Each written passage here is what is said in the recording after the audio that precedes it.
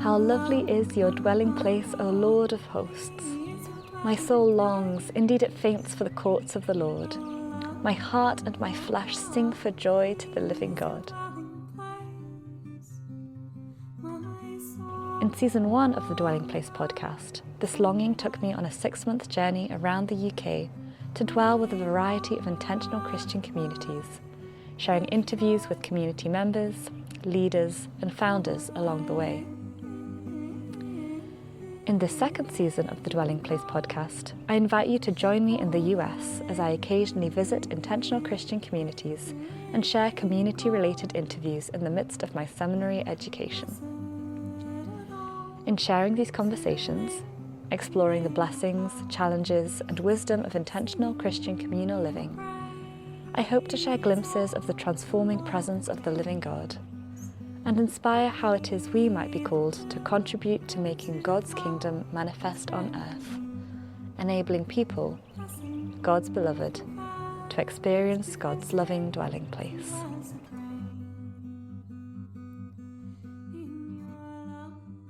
I am Joe Bowling, and I've been an Englewood member since 1993, and also work for Englewood Community Development Corporation. Cool. I'm Chris Smith. I've been part of the Englewood Church community since 2003. So over 20 years, my wife and I have been here and also work for ECDC and have worked for ECDC for almost 19 years now. So yeah, and we do the magazine, the Englewood Review of Books, and I'm the editor for that, plus a number of other different hats around here. Lots of hats. Yep, lots of hats. And so you've already touched on some of the things, but would you mind providing an overview of what Englewood is? Because it's many things under kind of an umbrella. This is a really hard one. I don't mind starting. Chris, kind of fill in. Englewood Christian Church has been a congregation on the Near Eastside, kind of right in this location, 57 North Rural Street, since 1895. So in Indianapolis. In Indianapolis, thank you, Indianapolis, Indiana. So been here more than 100 and almost 30 years now. The congregation has been all kinds of things. It's been a rural congregation, then a suburban congregation, then a working class urban congregation. It has been small, it has been very large. In fact, it was the largest Protestant church in Indianapolis for a time, and suffered some big waves with white flight and displacement, became a very small church. Long-standing congregation. In about the mid-90s or so, the congregation underwent quite a shift and really had its thinking change, theology change, to be much more community-centered, and certainly centered on Jesus, but certainly the importance of being a community as part of a fellowship together. So big push at that time and since, frankly, to both relocate into the neighborhood and inhabit a lot of different spaces within the neighborhood. That has caused, certainly, with the shift of membership as about maybe 95% living outside the neighborhood to now more like 80% living inside the neighborhood. It's caused a shift in kind of who we are, what we do, etc. For the last 30 or so years, we've had a large child care center called Daystar Child Care, and provides care to about 175 kids each day from like 6 a.m. to 6 p.m. And then Chris and I have worked on the Englewood Community Development Corporation, and that is a separate but related nonprofit to the church. And we do a host of things, certainly affordable housing, definitely economic development, a whole lot of cultivating communities in a lot of different ways. But our affordable housing work has kind of bumped up, certainly more recently, and we serve a lot of vulnerable populations with affordable rental housing. So it's kind of what we were maybe known for in Indianapolis, but I often tell people that are outside of Indianapolis, if they know anything about Englewood, it's probably Chris, and it's probably the Englewood Review of Books. So if you're listening to this podcast, you have no idea who I am, you probably, or you might have some idea who Chris is. Better chance anyway. Yeah. Just a little bit about the Englewood Review. We started in 2008, I won't go into the long story of kind of how we started it, but I was kind of doing some other book-related things, and kind of with the downturn of the recession, kind of lost some income and trying to figure out kind of how we were going to move forward. And that somebody had an idea that we would kind of pool our email address books and put together a list of folks that might like to get a book review in their inbox once a week. And we started with about 100 people, 100 friends of ours that were on that list. And it just took off from there. It was good timing because a lot of magazines and newspapers were cutting their book review coverage about that time. And we just kind of grown from there over the last, 17 or 16 plus years now. And for a while, for about a decade, we did a quarterly print magazine, which was a lot of fun, but not very economically viable. So we kind of wrapped it up after about a decade. But yeah, and then we do a podcast now too. I think Joe kind of mentioned it, but a big thing about Englewood is just kind of, and I talked with you about this kind of informally yesterday, Lakshmi, but just kind of the benefits of proximity, of kind of bringing our spheres of life closer together, and in some ways overlapping one another, of kind of being neighbors with people in our congregation and working together with some people in our congregation and worshiping together. So I think while we do kind of resist the language of intentional Christian community, there are lots of ways that we are intentional about being a community together here in this place. And so, Joe, you mentioned the fact that 80% of the congregation now live in the neighbourhood.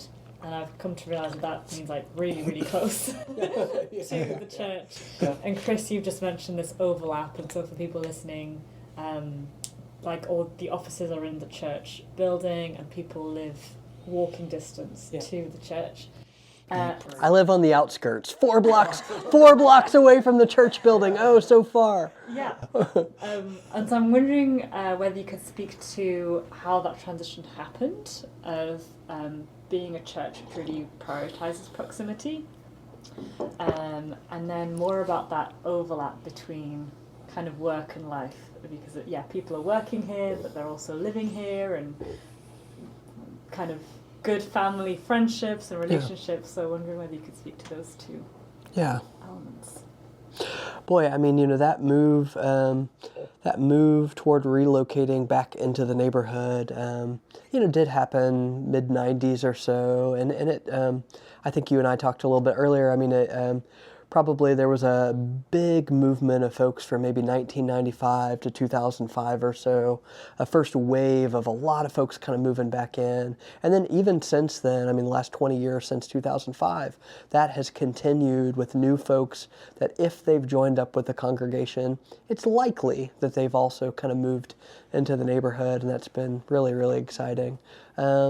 We had a couple of widows that were still living in the neighborhood by the mid-90s or so, but really not many other folks. And my mom and dad moved our family here in 1993. By 94, they'd found a home about 4 blocks from the church and bought that home. And I don't know that there was a hard push, certainly from them, to say everyone should do the same. I really do think it was more They were talking and thinking about really good books and what it means to follow Jesus, and really having their theology and minds changed slowly about what that might mean, and really thinking that the church ought to be more like a community. And then it's like, okay, what is a real community? What is an authentic community? Well, it certainly means that we would share more of life together, and so it's only natural that more of us would live here, right? So yeah, it did happen in kind of one big wave. It's been kind of progressing since, and it's really, really great. I mean, it certainly has its rubs, but I can't imagine life differently, honestly. One vein in that story that you didn't mention that I think really made it possible, and certainly you know a lot about this, Joe, and can say more about the details of this, but was just during that kind of first wave, as you described it, from about 1995 to 2005, the cost of housing in this neighborhood was dirt cheap, and that certainly made it really easy if people wanted to move into the neighborhood, they could, so that's one part of the story that a lot of people, especially now, a lot of congregations don't have that, especially in urban places. Well, we don't even have that opportunity now. I mean, That's true. A house in our neighborhood is pretty consistently selling for more than $200,000, and that doesn't sound high, I'm sure, to a lot of listeners of this podcast. For us, it's crazy because, again, we're talking about homes at $10,000, $20,000 up until 8 years ago, and so things have just really jumped up pretty quickly, and we know that's been the case across the country. That's not localized just to here. But yeah, you're right, Chris. I certainly made that kind of relocation much easier to have a cheap housing stock now. I mean, and also the fact that there was a pretty high rate of abandoned or foreclosed housing. That's right. So there was a lot of housing that was available too. Not only was it cheap, but there was quite a bit of available housing. Yeah. Now it did also make family members and loved ones, perhaps like some of your own, think you were crazy for moving into a neighborhood like that, and again, we didn't feel that way and didn't regard the neighborhood with the same eyes that other people had on it, but certainly there were lots of conversations about, is this a good place to raise your family, and the answer has been yes, it's been a great place to raise a family. Yeah. I'd like to come back to more of the neighbourhood and the housing stuff a bit later. But for now, would you mind describing what a week at Englewood is like? Because we've walked around and driven around, and so now I have a map of who lives where and about how many people live where, and I've been to brunches and dinners. So I've got a feel a bit for the community. But how would you describe that for people listening? Yeah, I mean, I guess just kind of step through a week. Sunday mornings at least are kind of a fairly typical evangelical church. Yeah. I mean, we have Sunday school classes and a worship service that's not particularly innovative, my opinion. Maybe better than it has been in 40 years, but yeah. Certainly, there's things that we've done to kind of tweak a little bit of ways, but also Sunday morning has been one of the times that some of the older people in our congregation, some of the people that do live farther out, it's been one of their kind of main points, especially the older generations, I think. Main points of contact with the church. So we haven't been too eager to kind of alienate them by making radical shifts on what we do on Sunday morning. I mean, a lot of us that are involved in stuff throughout the week kind of realize that the church is a lot more than what happens on Sunday morning. So Sunday morning, Sunday evening, we have a time that we gather for conversation, which really has kind of been, I think, pretty central to who we are. We've been doing that since the late 90s. 25 years or more. We'll mention we have a Spanish-speaking part of our congregation called Mano de Amistad. The Spanish speakers usually worship in the room next door. We had been in a rhythm of worshiping together bilingually every fifth Sunday. We're now making a move to doing that every fourth Sunday. So it'll be great to be all together as one congregation monthly. And that's been a great part of the Englewood dynamic as well. There are lots of ways to be together throughout the week with small groups or with other Bible study groups or midweek meetings. There are any number of neighborhood things that are ongoing, but it is different. And so you and I spent time at the Nurturing Communities Conference and interacted with dozens of other intentional Christian communities there. And I don't shy away from that language quite as much, but recognize Englewood is not a full common purse community, anything like many of the other communities that we interact with there. And so from that standpoint, there really is more freedom to kind of plan your week, less things that are obligatory that you kind of have to attend. And I think that's good, especially in an urban neighborhood like ours, where so much of our lives are intertwined with more of our neighbors who aren't part of our congregation. And so you've got to save some space to make room for them too, right? And take care of some of those things. So on one hand, there's lots and lots to do, but you could have a very different, like I might have a very, very different week than Chris, but we work together, we worship together, we live just a couple blocks away.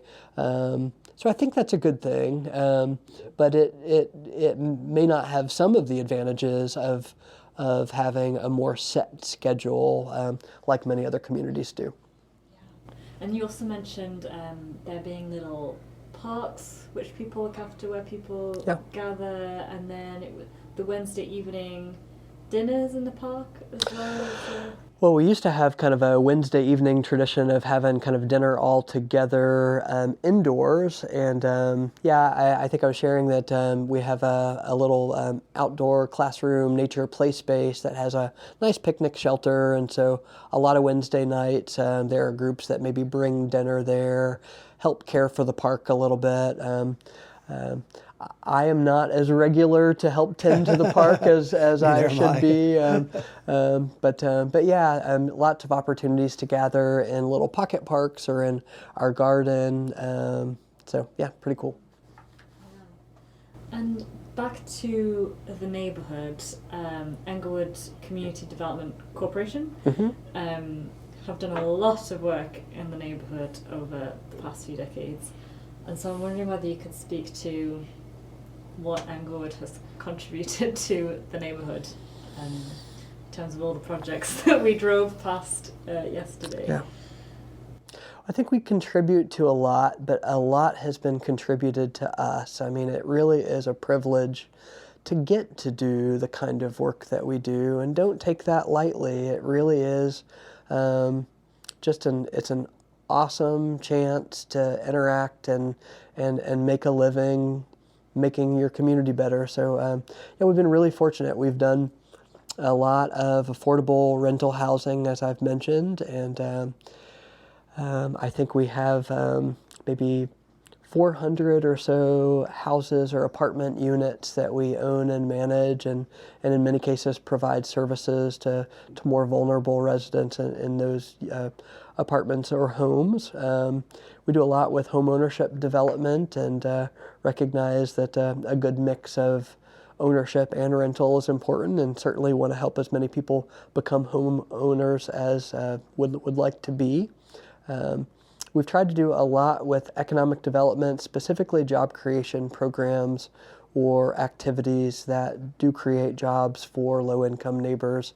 We've done some social enterprises over the years, some that we've kept going, some that we've let go of, some that we've had to close just because we couldn't have them, break even or kind of tread water. And we had a hydroponic company called Uplift Produce for several years that I was very, very excited about, and we were all excited about, but ultimately had to close down some of those activities. We've done a lot of just community building and placemaking. We've had a soccer league and recreation activities for kids. Chris helped with a hockey league that I still play in at 48 years old. But I was going to say, Chris has helped with a running club that we've done in the neighborhood. We've done other just kind of connecting to place activities like a neighborhood history that Chris has led for our neighborhood. We've made documentaries. But the largest project that we've done has also been the historic rehabilitation of a large industrial campus just about a block from here.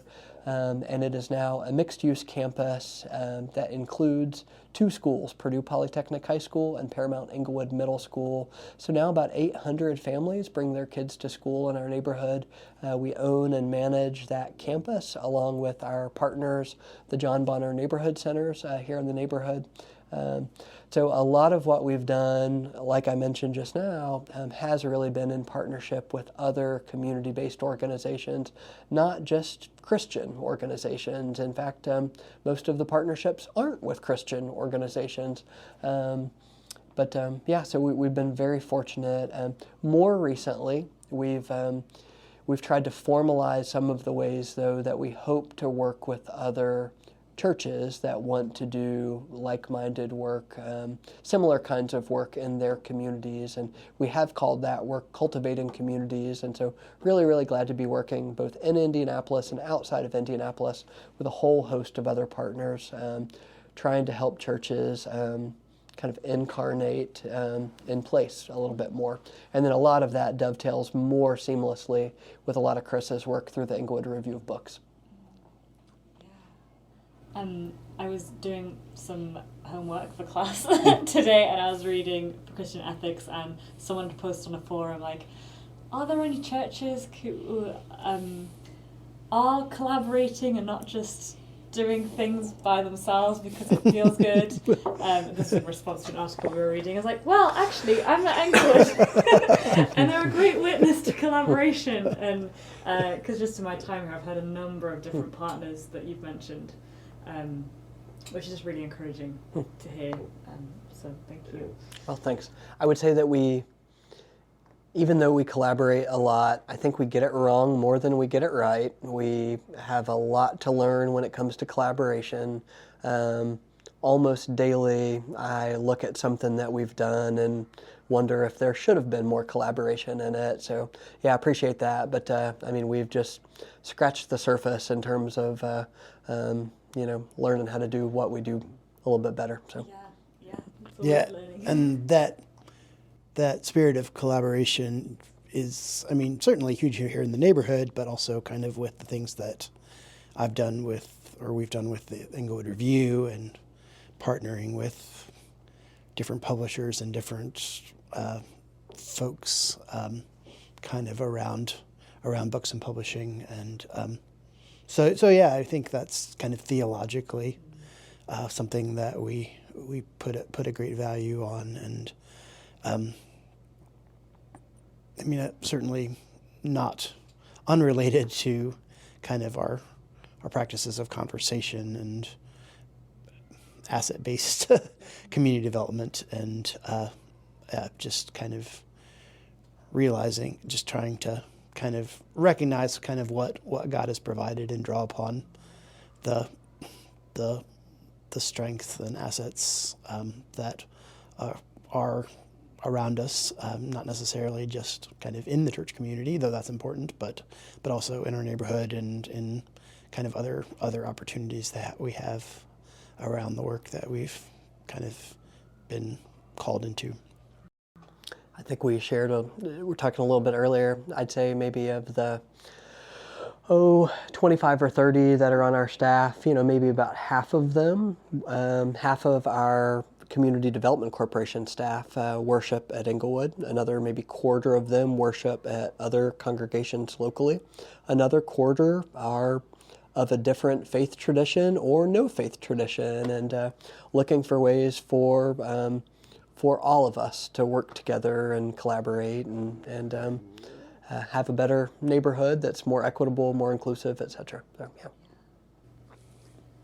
And going back to the community aspect of Englewood, you both live very close to here, and you work here, and you worship here. For some people, I imagine that would be their utter nightmare. We're all community people here, so and you've been here for a long time, so it's clearly something. But I'm wondering whether you could share about what that experience is like for you, and the blessings of that kind of life, and maybe the challenges of that kind of life. Yeah, I mean, I think Joe and I, at least, are both pretty fortunate in that we, in a variety of different ways, work with people outside the church community, and just our work and the ways that we are in the neighborhood just brings us into a pretty wide networks of folks. So it's not particularly, for us at least, maybe for others it's different, but it's not particular, even though, as we said, I mean, we kind of live and work and worship as kind of part of the Englewood Church community. It's not particularly insular. And that's certainly I'm energized by that. I mean, one of the things that I do, I mean, Joe mentioned running clubs, but also at the local high school that's in the development that Joe was talking about, just a block from here, the Mallory campus. I coach track and cross country at the high school there, and I've done that now I think I'm in my 4th year of that, and that's just wonderful to get to know not only the students, but teachers at the school, others that help to coach. Of course, the athletic director is Joe's brother, Josh, who is also part of our congregation here. But to work with him in that way is a lot of fun. And then, of course, I mean, certainly kind of the work that I do is, particularly for me, maybe more so than Joe or some other folks, is kind of outside the neighborhood, and the sorts of people that I get to interact and partner with kind of are all over North America and to a lesser extent around the globe. And that's really, really a lot of fun. So yeah, I mean, I think it's kind of this weird thing. I'm trying to remember, I know that Wendell Berry has talked about this some, but just kind of the place being really the important thing. In fact, I was reading some bell hooks about this today, her book Belonging, just kind of talking about places really having the capacity to give us meaning, and but also that kind of being attentive to others in their places and the ways that they're finding meaning in their places, and that their lives there are maybe different than ours, and may take different forms, but the fact that we are learning from and being energized by the sorts of relationships and rootedness that we have in our places is a wonderful and beautiful thing. So yeah, I mean, I think. Yeah, I think for me, it's definitely a both and, that, I mean, it's really important for me to be here and to, probably the most important thing, to be part of this community. But also, I've learned from this community the values of kind of cultivating friendships and relationships broadly, which benefit, hopefully are mutually beneficial for our community, but also for the communities that the other folks are involved in other places. Yeah, I agree. Well said, Chris. There really is a lot of beauty in being in one place over so many decades. I'll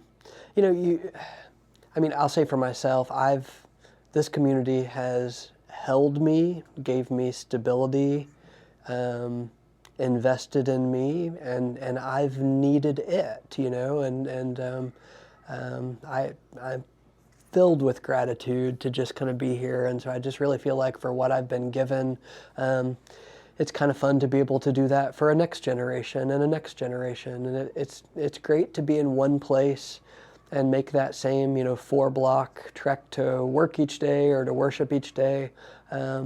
It looks the same, but with each passing year, it also looks some different, and different people and different kinds of houses and buildings. And so it's kind of fun just to watch change over time too. And I do think that there's this temptation to think that discovery comes and growth comes from expanding your horizons out. And I do think that there's just so much more to learn by expanding your horizons deeper, and really trying to understand the mysteries that are there by just probing a little deeper on all of the things that are just around us, and you kind of just maybe take for granted. And so it's fun to kind of devote your life to, as we all have, to something that is kind of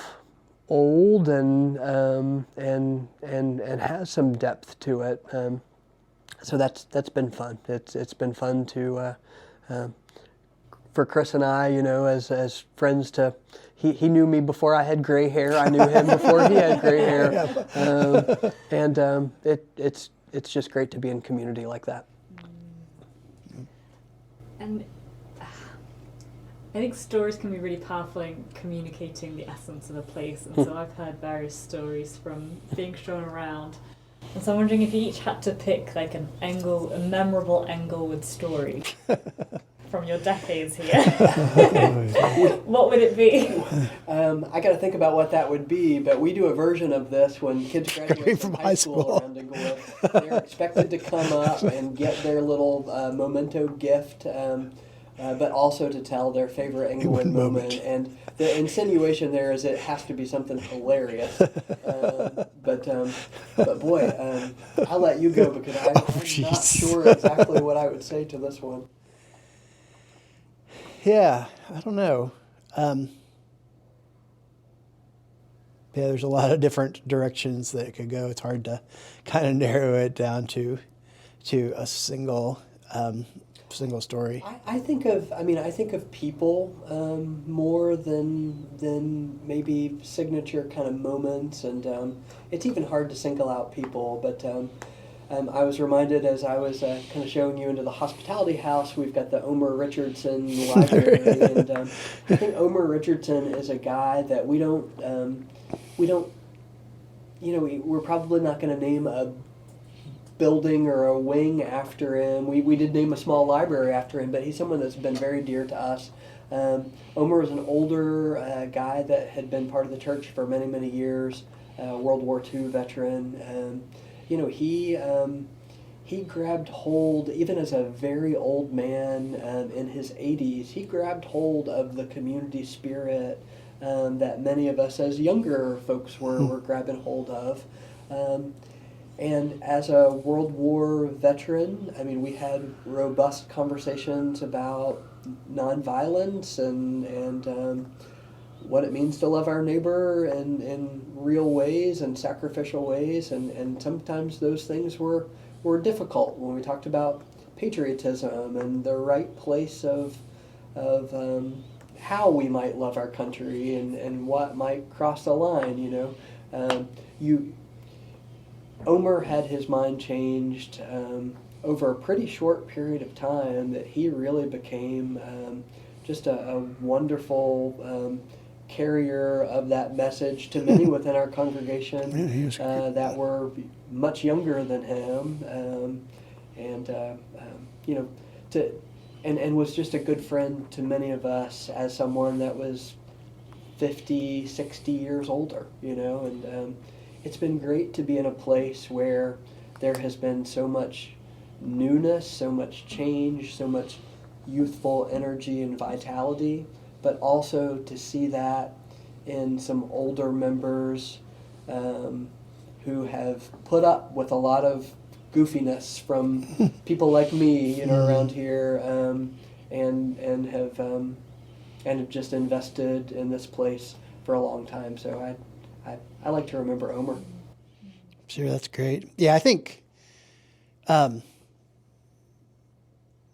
of the great things about Englewood's history being so long, that few intentional Christian communities or Christian communities get to experience is that sort of intergenerational sorts of benefits. I think the story that came to my mind, which is actually kind of related to that, though maybe a little bit more in the opposite direction, was the opportunity that Joe's family and our family and several other families had to homeschool our kids together, which again, we weren't anti-school, all of our kids, but it was an extension of our community. Really, it was a way to have our kids have a little bit more intentional formation in and around the church community for a number of years, and it also had some economic benefits of kind of allowing a more flexible schedule so parents could work some different job hours and stuff part-time, and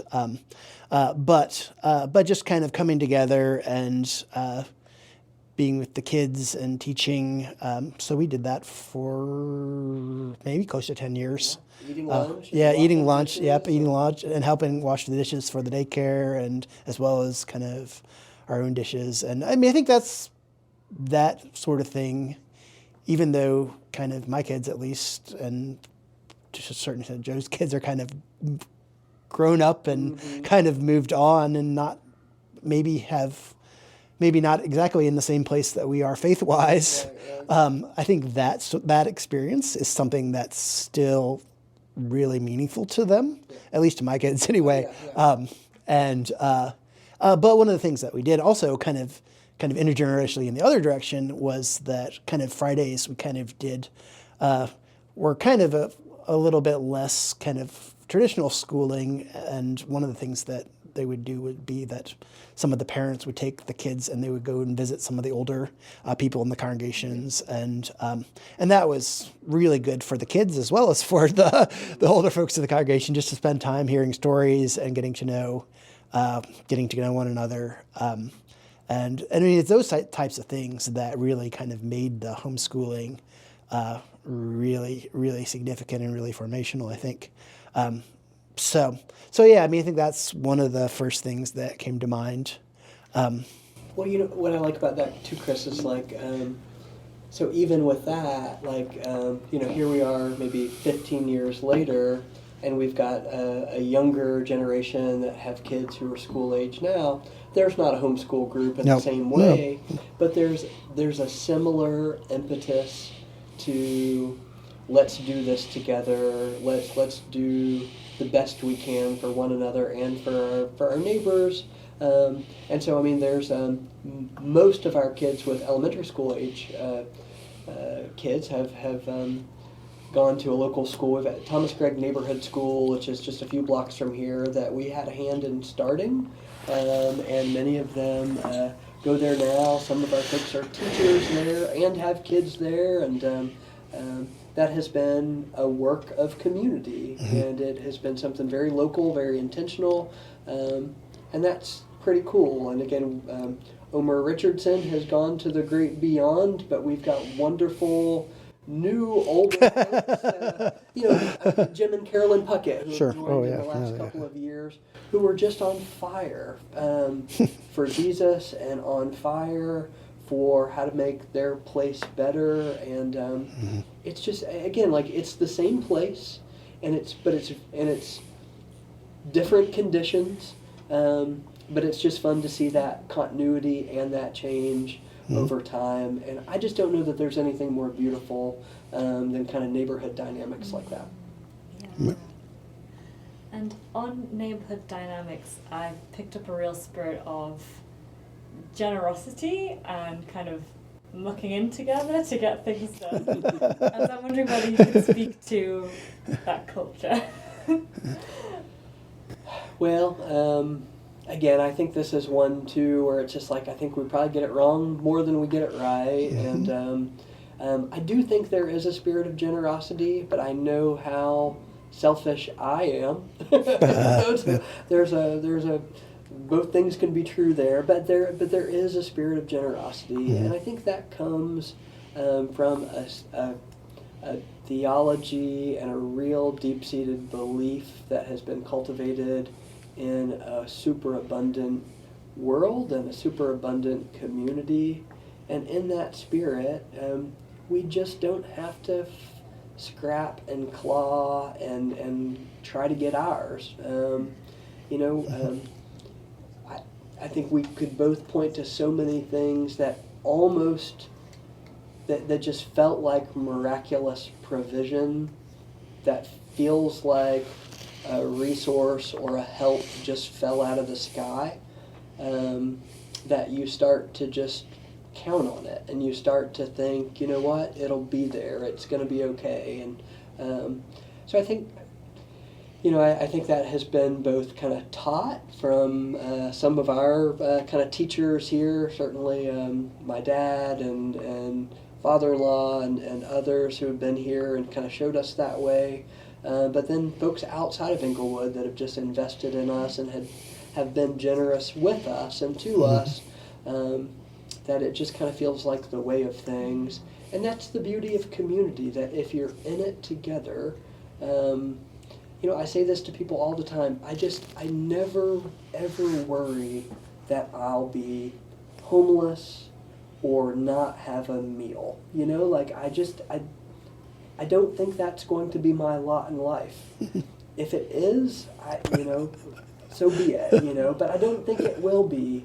And I don't know if I've got a warm place to sleep and I've got a good warm meal, and I've got friends around me. It's just like maybe some cars are nicer than others, maybe some trinkets are better than others, but I don't know about that, and this is great. And so it's just like, let's all just pitch in and help folks get that warm house and that warm meal, and I bet they'll make sure that we have that too, and gosh, that's pretty cool. I don't know. Yeah, I think that's really well said. I think one thing, you kind of highlighted generosity there. I think maybe one expression of generosity that Englewood has a long history of, going back to the time when we were kind of an evangelical megachurch of sorts, even though there wasn't really that language, is the practice of hospitality. In the 70s and 80s, we welcomed a Hmong family from Laos, and really kind of walked alongside them as they kind of migrated to the U.S. and then Indianapolis, and their family was a lot. There was a pretty big family and various levels of connection to the church, but it was a meaningful part of our life together. And there were other houses kind of in that same area where people lived together, and sometimes would take in somebody that was homeless, and just in the kind of houses here. So a long history of that, and kind of creating the hospitality house where you're staying, and which was once a parsonage and kind of sat empty for a long time, and really kind of coming together as a church to create a space where we could extend hospitality to people. And then really kind of one of the things that I've been thinking about all this because I've been revising a book that I did on conversation, kind of the story of our practice of conversation, and really kind of seeing our intentional practice of conversation on Sundays as an extension of that long history of hospitality, and really trying to receive one another by the sorts of ways that we learn about one another as we talk together and hear one another's stories and one another's convictions, which is kind of what we've created a space for in conversation, but seeing that as an extension of hospitality. So that's one. Certainly, there's tons of other sorts of generosity that have been extended to us, and that we've probably to a lesser extent have extended to one another or to others. But But hospitality, I think, is a long history. Again, kind of highlighting that sort of dynamic that Joe was talking about of kind of the loveliness of the tradition and the long history of, but seeing the kind of new ways that new forms that takes kind of over time, and that it looks different as we continue to live into it, and as the neighborhood around us changes and so forth. But that particularly hospitality as a practice has been one kind of thread through here, through our history that's pretty significant, and certainly kind of related, and obviously kind of in extending hospitality, if we do it well, it creates kind of these sorts of relationships with people who come to visit or stay with us for short or long periods of time, where we can receive and extend all kinds of other sorts of generosity, of giving and receiving. So I think that's one that's pretty significant for us. It's a mixed bag though too, because like I agree so much, but we at Englewood in 1923 there was also a KKK movement that was sweeping the country and sweeping the Midwest and firmly entrenched in Indiana, and Englewood was the kind of congregation where that sort of inhospitable right. toward others. Exactly the opposite of hospitality. Yeah, it took firm root, and that played out on the front pages of the newspaper and certainly within the congregation, and got a really solid Jesus-loving pastor kicked out of the congregation for taking a stand against Ku Klux Klan rhetoric and teachings, and now again, like why I say it's a mixed bag is it's not sort of like, and they were so evil back then and now we're getting it all right.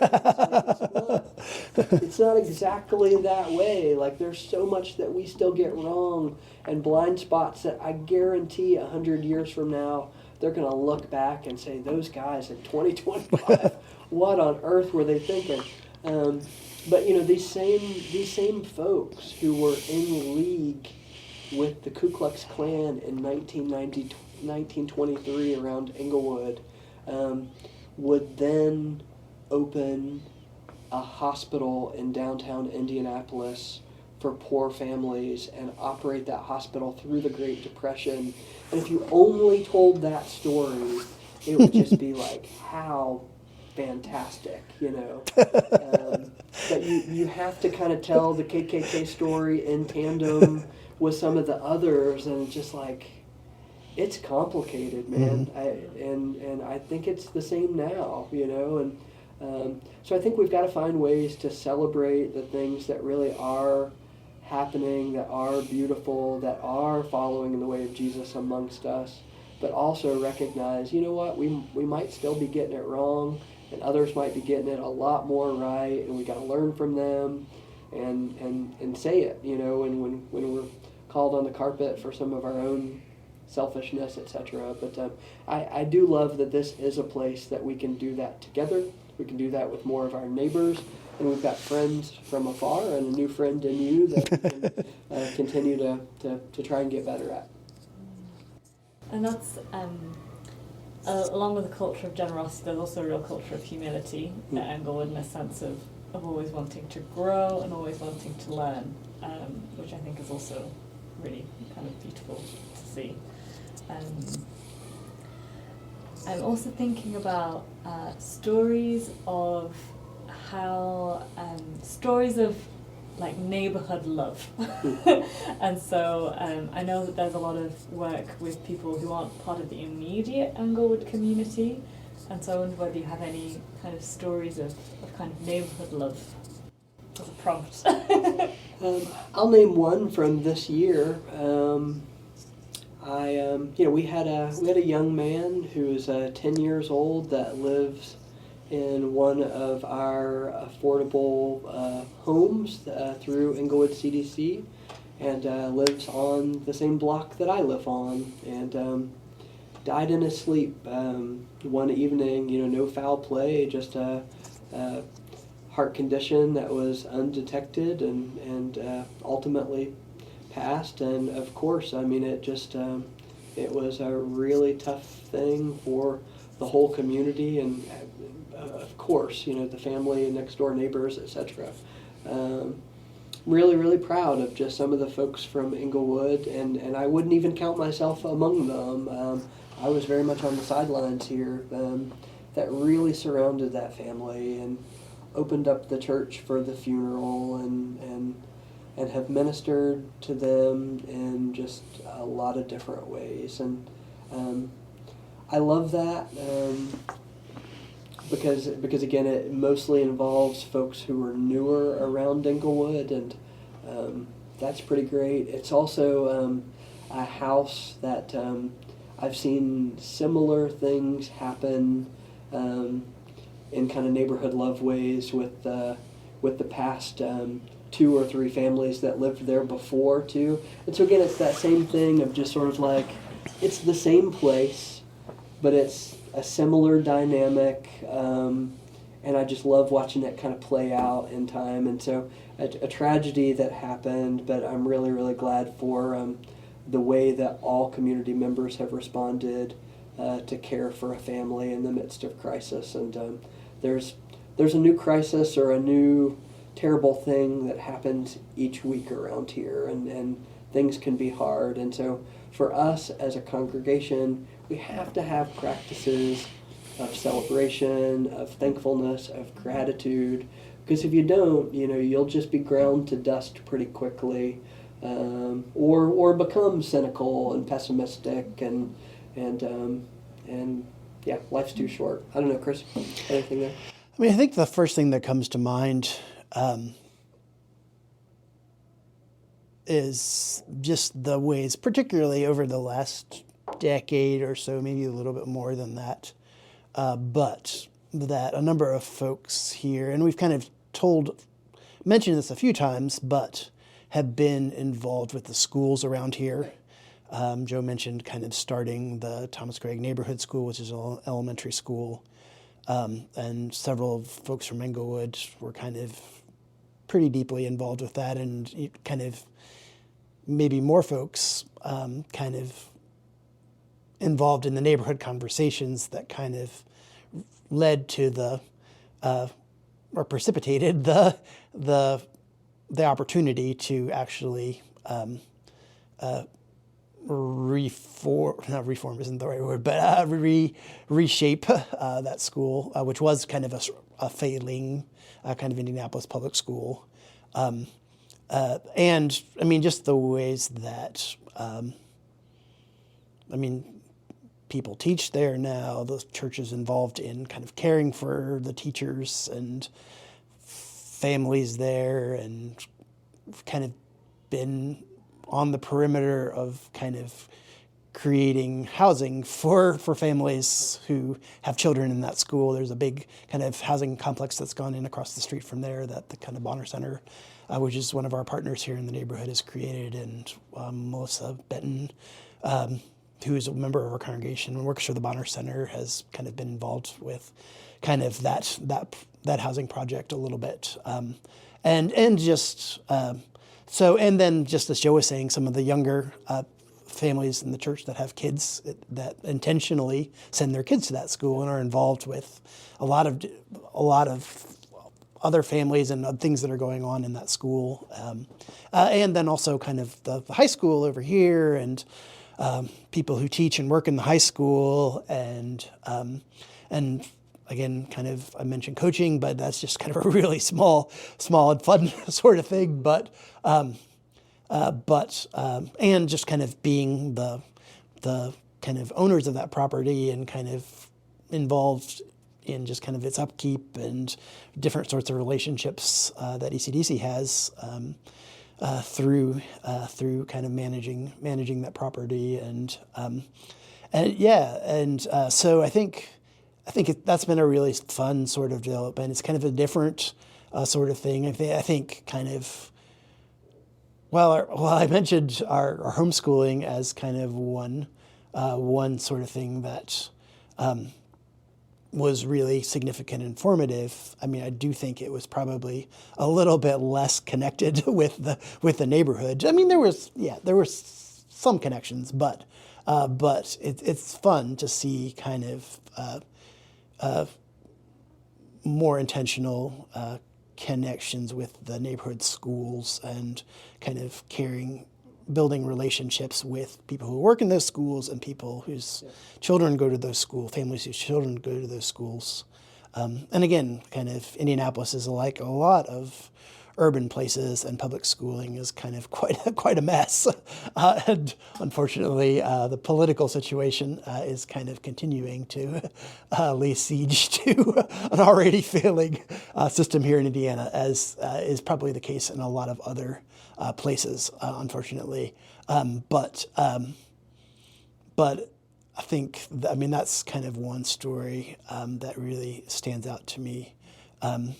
That, again, it's kind of a little bit outside. There's people that teach in the school, but they actually teach for the school. I mean, it's something that's kind of outside the work that we do as ECDC or as a church, even though many folks at various capacities are kind of involved on boards and as parents and all those sorts of things. So yeah, that's one thing that stands out to me. I'll give you one other one really briefly, and this is an example from our work from Englewood Community Development Corporation. Just before Christmas, we moved 36 chronically homeless neighbors into permanent supportive housing in a new building that we opened called Compass. And these 36 neighbors had moved in November and December, and I think on like December 22nd or so, we had a night of Christmas caroling over there and a gift exchange and cookies decorated by Englewood kids the night before and care baskets, and every single one of those 36 new neighbors moved in, and they were just so excited to be there and so happy to be with new neighbors and with neighbors' kids. And it was just a wonderful time of all being together. And many of those folks just said, this last year has been really hard for me. The last several years have been really hard. And, being out in a tent in 20-degree weather is no kind of life. That's Fahrenheit for the UK audience. Yeah. Sub-zero Celsius. But to welcome these folks into housing that's permanent for them, that's affordable to them, and to just see them light up. You and I visited there yesterday to see them in the community room. I said to you as we left, I'm so glad to get to do what we do, it's great to be part of a community. Yeah. And for people who are wanting to get more engaged in their neighbourhood or want to love their neighbourhood more, or would kind of thinking about their church getting more kind of rooted in their neighbourhood, what kind of advice or encouragement or kind of counsel would you give them? I'll go first. I'll say I think the most important thing is absolutely to listen first, right? Like there's a lot more.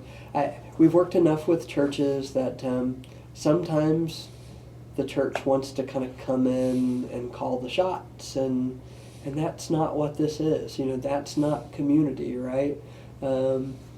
Community is being submitted to one another, committed to one another, and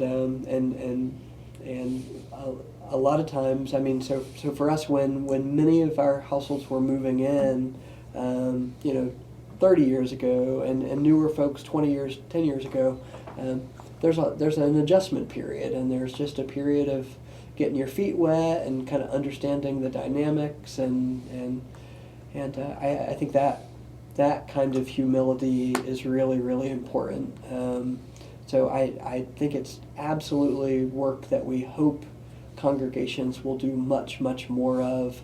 But we've definitely got to do it in some different ways than maybe it's been done in the past. Yeah, I mean, I second that, certainly. Listening first. This is a little bit of a sidebar, but I just, in recent years, I've been a fan of the sociologist Hartmut Rosa, who does a lot of wonderful things, kind of thinking about kind of the ways that Western culture has accelerated and so forth. But he has a new little book that came out last year called Why Democracy Needs Religion. And basically, he said something very similar to what Joe said, was that kind of religion in its best sorts of incarnations is fundamentally about listening, being attentive to a reality outside ourselves, and to really kind of bring that home to the neighborhood and kind of carry that posture into the neighborhood really is some of the best work that we can do. And I think along with that, I would add one of the things that we do a lot.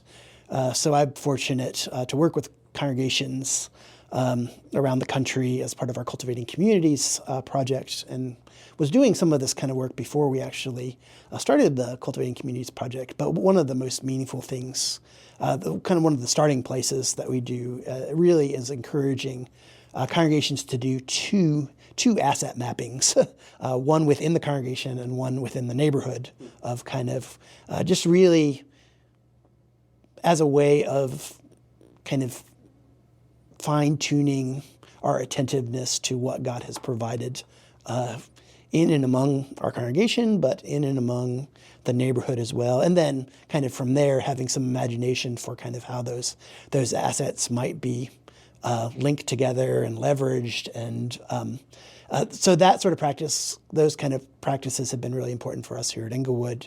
And it's certainly something that and really, in some senses, it's just an additional layer on top of it's a formal way of, it's a form by which we listen to and kind of hear what people are passionate about, hear what's going on in our neighborhood or what's going on in our congregation that maybe has just gone under our radars, And that's an extension of that superabundance. Oh, yeah, absolutely. Earlier, right? Yeah. Like it's not sort of going in and saying let's name all the needs, or let's think about all the things that aren't working. It's more empowering, it's more inspiring to say, okay, what is working, or what do we have, or what can we connect to what, right?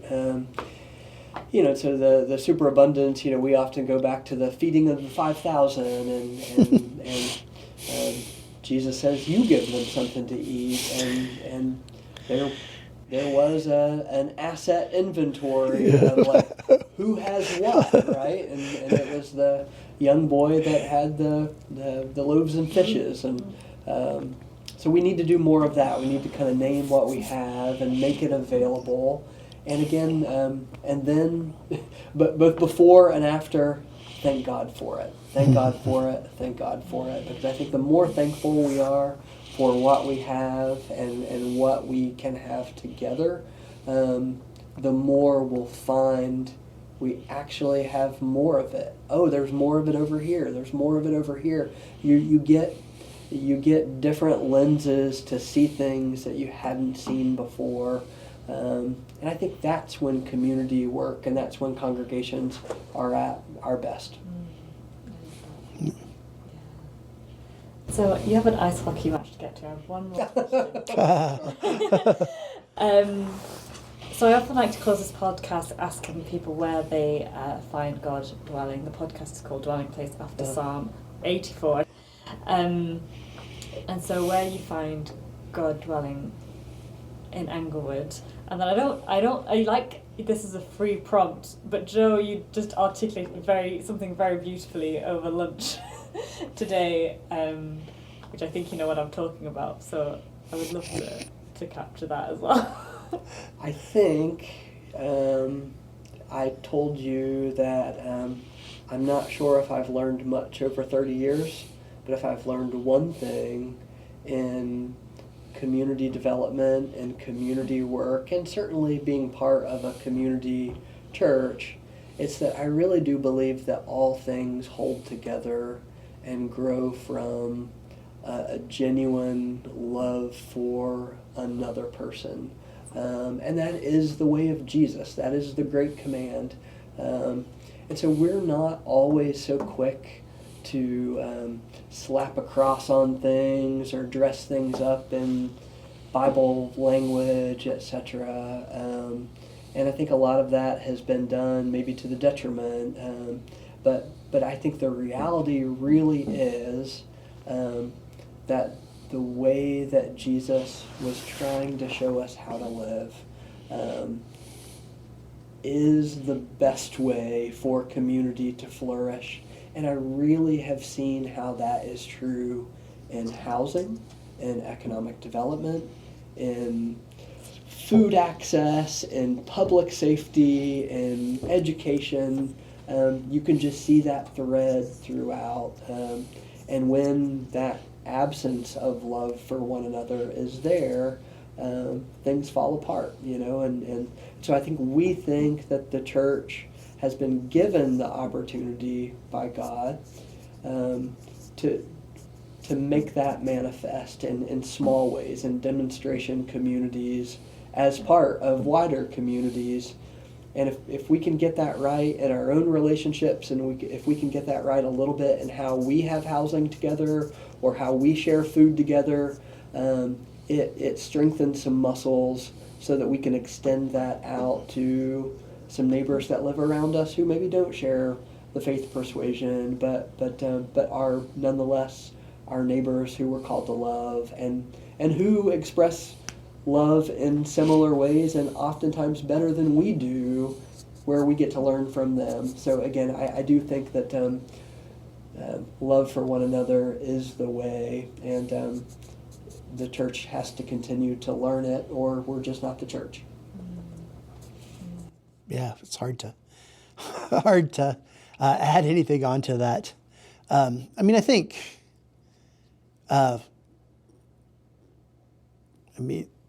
say again the question, so I'm not going too far afield. Where you experience God dwelling particularly richly. Yeah, I think one thing, and this has kind of come up at a few points throughout our conversation, is just cultivating the capacity to pay attention. As we were saying, kind of when we were talking about the importance of place in the neighborhood, that just there's so many wonderful people and groups and things going on here. Just in the Englewood neighborhood or the Near Eastside,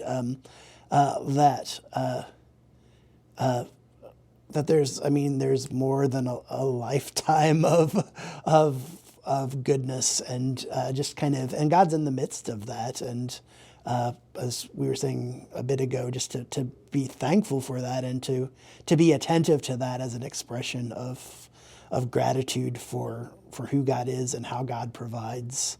But it also does require us to kind of, again, attention is something that is kind of hard to come by in sort of our technological age, and really kind of has to be trained and cultivated, and